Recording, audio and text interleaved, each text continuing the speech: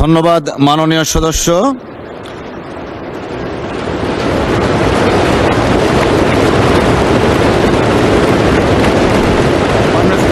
আমি সিএলএম না, অনেক মাননীয় সংসদ সদস্য আজ দিন নিয়ে কথা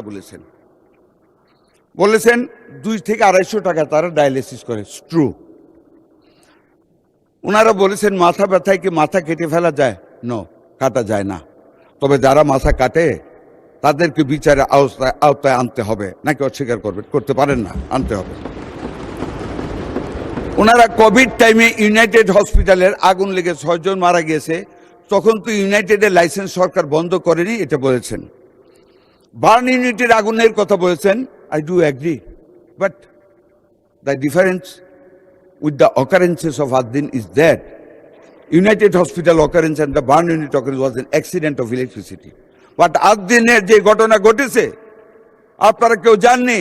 আজকে সংসদে কথা বলেন আপনারা, 6টা শিশু যখন হাত পা বাইরে যখন বিছায় কাঁদতেছিল মাননীয় স্পিকার বাঁচার জন্য, সে হাইপার ক্যাপনিয়ায় এসি বন্ধ করে দিয়েছে, ঘরে জানালা নেই, কাঁচে বন্ধ, কোনো অক্সিজেন নেই, 16-17 জন মানুষ মায়েরা কাঁদতেছে, ছুটাছুটি করতেছে।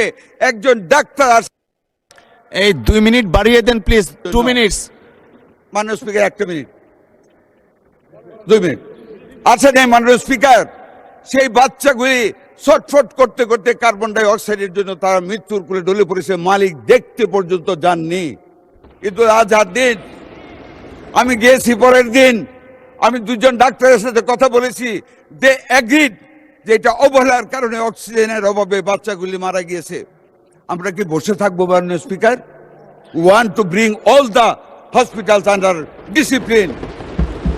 সবার আগে বাংলাদেশ, সবার আগে এই দেশের 18 কোটি মানুষ, সেই মানুষের স্বাস্থ্য, সেই মানুষের মূল্যবোধ আমাদের দেখতে হবে। সেই বাচ্চাগুলি মারা গেল, কয়টা টাকা দেওয়ার ঘোষণা করেছে তাও পুরা দেয়নি, ওরা আমার কাছে এসেছে। মাননীয় স্পিকার, আমরা লাইসেন্স স্থগিত করেছি। আপনারা প্রতিটা জিনিসকে কেন নিজেদের দলীয় আদর্শের সাথে একীভূত করেন? দলীয় আদর্শ দিয়ে দেশের বিরোধিতা করা যায় না, যা করেছিলেন 71 সনে। I am a freedom fighter, I must cry for my nation. আমি আমার মাননীয় প্রধানমন্ত্রী নিয়োজিত স্বাস্থ্যমন্ত্রী, I must look after the welfare of the health of my people. আমার বাচ্চাগুলি মরে যাবে বিনা চিকিৎসায়, that can't be. I went there, I heard the doctors, I met the mothers of that family. আমরা ডিসিপ্লিনের জন্য সেইখানে হসপিটালের পারমিশন নিয়েছে।